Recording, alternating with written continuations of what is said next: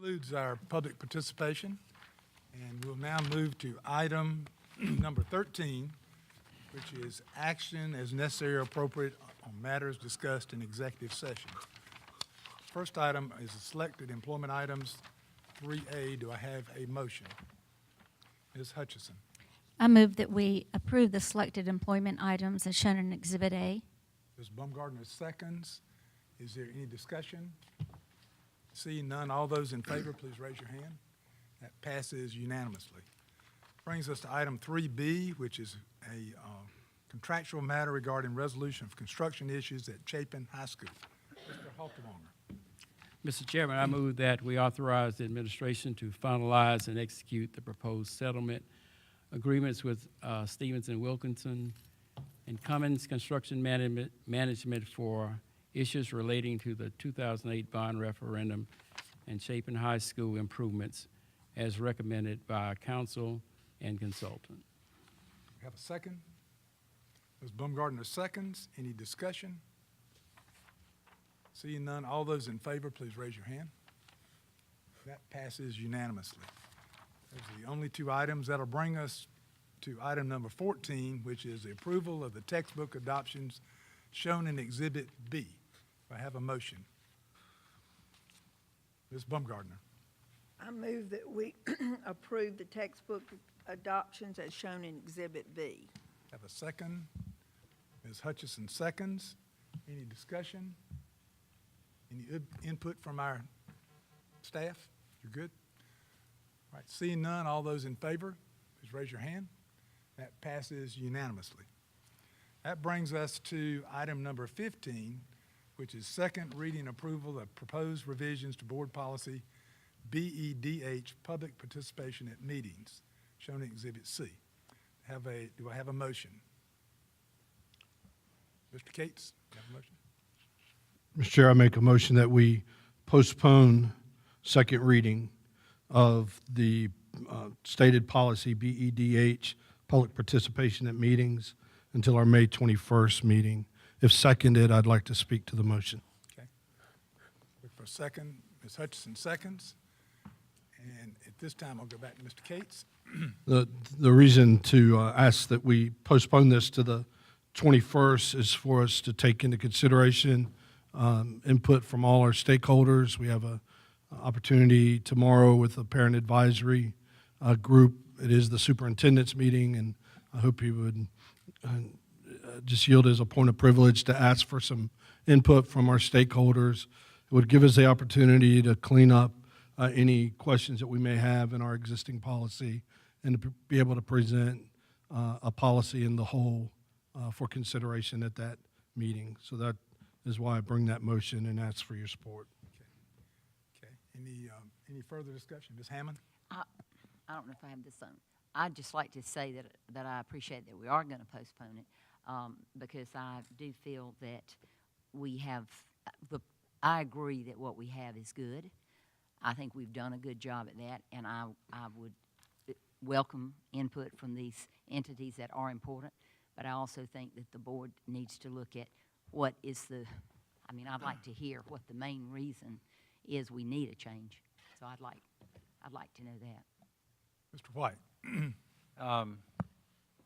Actually, I wanted to mention a couple of things that were brought up during public participation, but one of the interesting things about our policies, it's easy enough to get up here and criticize something and look at something and say, this isn't reasonable and this isn't fair to the public, but I've been on this board long enough, we've watched a lot of abuses, and some of the changes to these policies have originated through years of abuse, which we watched, and one of them was the word may. I think myself and Robert Gant implemented that change some years ago because we used to have a policy that the board would not respond in a meeting, and I think the origins of that policy was an individual board member may not give a totally correct answer.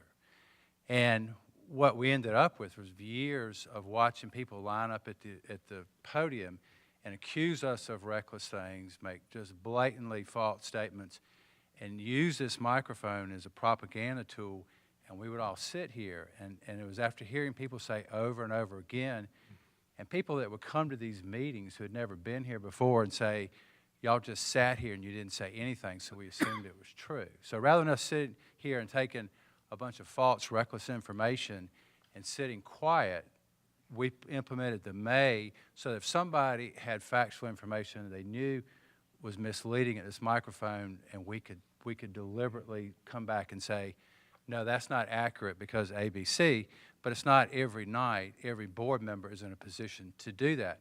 I've done that many times, and that line went from 20 or 25 people who used to abuse us in every single meeting, and as soon as we started calling them out, that line dropped to 2 or 3 people. So that word may is very effective at keeping the abuse out of our microphone, and we still don't always respond when we know. If we got somebody that comes up here and they've said the same thing for 8 years, then, I mean, there's a limit to how many times somebody can ask the same question, the same misleading statement, and go over and over. And some days we'll answer, and some days we'll respond, and some days we don't bother because we're just tired of answering the same question year after year after year. The fund balance question gets answered every single year. The answer to that is very simple. We can't pay recurring expenses out of one-time money. We need layers of recurring revenue. We've done extensive analysis. This budget will run in the ground in 3 to 4 years, and if a board comes in here and uses fund balance money, then we're going to have budget problems 3 to 5 years later. That's an example of something we've answered over and over. I think the word may, though, is helpful to stay in there. The other thing the public doesn't see, and Ms. Hammond, I think you have had access to this information, is how much it costs our staff to respond. And there are limits to, and I mean, we can't hire 3 FTEs to respond to repetitive requests. And at some point when there's been multiple people that have done this over the years, when they want to just sit here and mine information repeatedly, they ought to pay for it. And that's been a prolific problem. I think, Steve, you've indicated that's even a problem politically. It just seems to be more of a trend around the country. It's also more of a trend for public bodies to take control of that and try to push that cost back to the repetitive inquirers. And so this whole policy is an attempt to balance. We don't sit here and publish how much money we have to spend and how many FTEs have to be digging and pulling information. And then when the microphone becomes a place to substitute for doing a formal request where you got to pay, but we have these conversations and we're aware of these problems at the board, and it's a significant issue. And so this policy, and Mr. Cates, I thought your proposal that you had issued seemed to be very much intent on trying to strike a balance between those competing objectives, the public having access to information, but the public not abusing the privilege of getting information. And that balance has to be struck somewhere, and somebody's not going to be happy. I mean, it's just going to be that way. At some extreme, people are not going to be happy, but we have a job to balance the competing objectives and to bring something reasonable that this district can live by. Thank you, Mr. White. Ms. Hammond?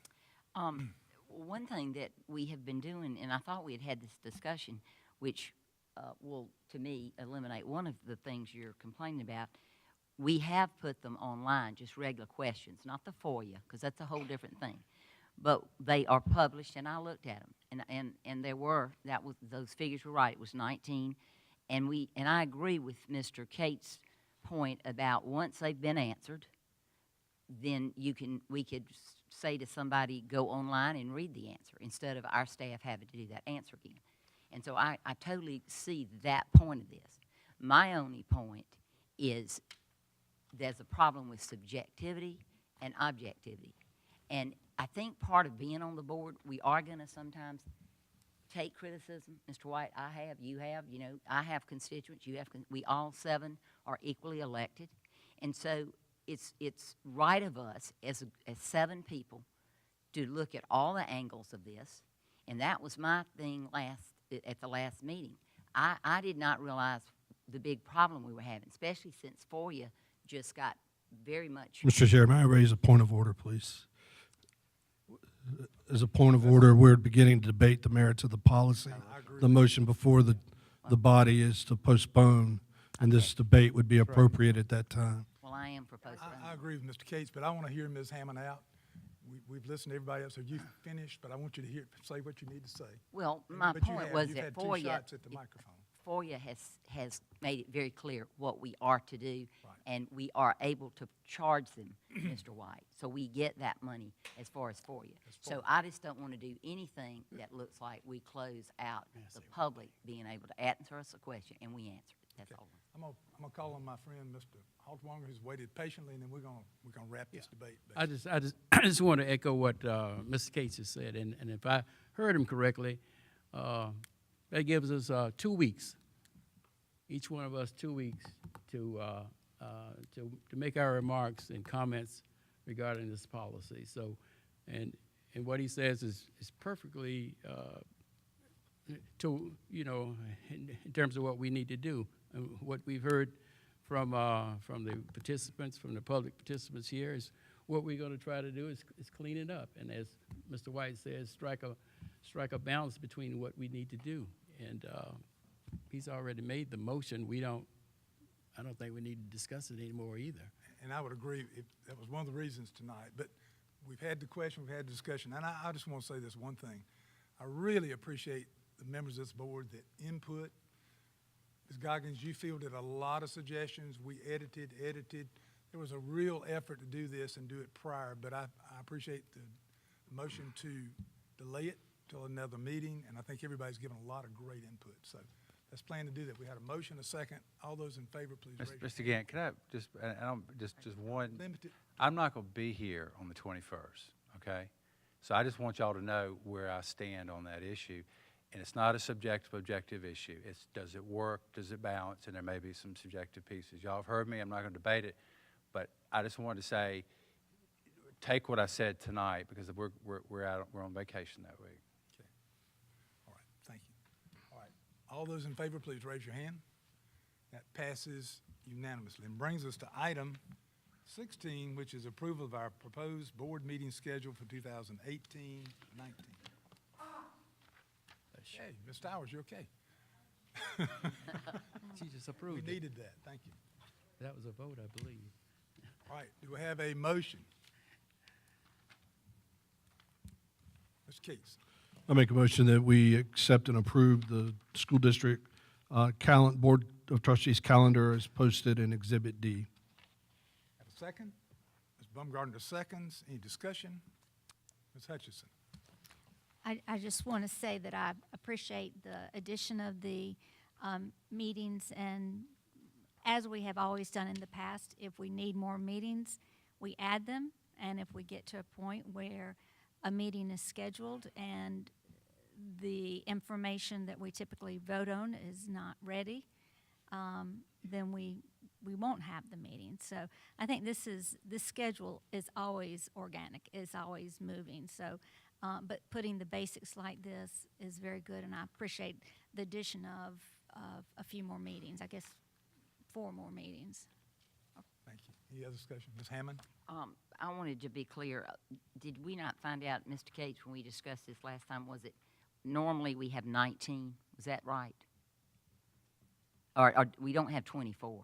No, we've never, No, it's 19. in my, right? looking back, what I stated at last meeting was that in the last number of years, we've averaged around 19 meetings So, that we've held. my question is, we're eliminating 3 from our regular, from what we've done, like the history of how we've met. That's what I'd like to. Is it always been an average of 19? Ms. Hammond, I don't know it's always been an average, but let me interject just a little bit. What has happened since our last meeting, our staff has gone back and looked at the critical dates for budget, for personnel, tried to buffer that. The only adjustments we may ever have to make would be if our budget writers at the State House delay us and we have to shift a little bit. But I think the staff is very comfortable. I think Mr. Cates at this point is very comfortable with his suggestions. So I don't know that we could go back and find out if we ever had 19, but what we think we have is a very workable calendar for meetings. And as Ms. Hutchison said, it can be adjusted. We're not going to try to add meetings because we know that people have to set schedules, but we're going to do our best to live within this. Yeah, that was going to be a point, because you have to know ahead Right. about them. if I can we tell you our added. staff has staffed this, I probably wouldn't even want to know the amount of time you all have put on it, but they've put some real earnest thinking on it, and it's their best estimate of a very fluid calendar. So, but I guess one of the things I was thinking about is if we cut the number of meetings, I think that the last thing was to pretty much cut them in half. And I did, and I know we came back and I heard what Mr. Kate said, and you've done that. So my concern was I just want to be sure we have enough in there, and it might have been easier to cancel them than to not have them set up and then have to call them. That would be Dr. my. Melton, do you want to address that at all? I know you all have worked very hard on it. For the opportunity, Mr. Gant, and thank you, Mrs. Hammond, for the question. It wasn't to cut them in half. The proposal we brought last time did have 13 meetings because as an executive staff, inclusive of Mr. Giuliano, as a newcomer to the team, we sat down and looked at the cycle of the work in which we have. Of course, we can't predict any of the model policy changes that we can expect from the suggested changes that will be coming forward to us throughout the summer.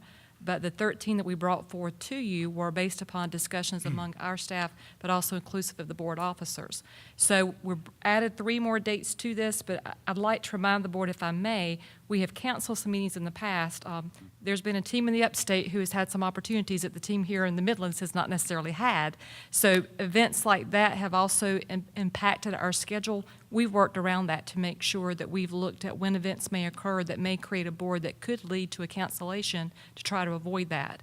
One of the celebrations that I have about this calendar is we have taken, just as Mr. Gant has explained, into consideration the budget calendar, but also the staffing season to make sure that we can capture those events to make sure that we get people under contract, and even taking into consideration with Dr. Harris and his team of looking at when the 10th day of school is to make sure that we're able to be responsive to the 10-day counts and we can staff appropriately. So the 16 dates we're bringing forward, we think that we can successfully achieve, but as Ms. Hutchison said, should there be a need, we would always hold the right for you all to call an additional, specially called board meeting if that were to be warranted. But based on our planning at this point, we feel comfortable that the 16 can be successfully achieved through our planning and through thoughtful preparation. And Mr. Gant, I do think even this past year, even some we had scheduled, we have changed, or not had them all. Right. I don't know how many, I meant to look that up. Right, you're I just exactly want to be right. sure we're, meeting enough to get everything done that we need done. Thank you. So I believe, let me recoup here, we've had a motion and a second, haven't we? So we're ready to vote. I don't see any more hands up. All those in favor, please raise your hand. That passes unanimously. That brings us to our final item, number 17, which is our first reading, the Code of Conduct policies shown in Exhibit E. I have a motion. Ms. Hutchison. I'm going to move that we give first reading approval of proposed revisions to Board Policy JICDA Code of Conduct and Administrative Rule JICDA-R Code of Conduct as shown in Exhibit E. We have a second.